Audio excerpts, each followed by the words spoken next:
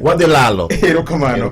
Brian nitie wach moro maneno ka chwe kapok alo kidimwaga. Ingeni nitiere first ado declare. Yes. Ni waduto wan gi the best interest for this government. Yes. Okwaping sirikandni.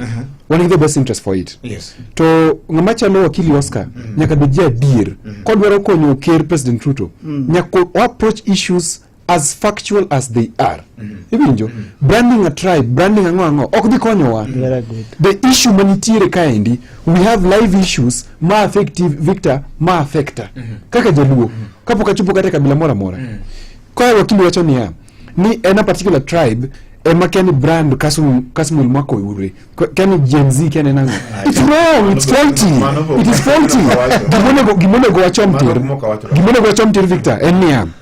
There are problems with this government, and the biggest problem the president also admit himself is the issue of communication in this government. Okay?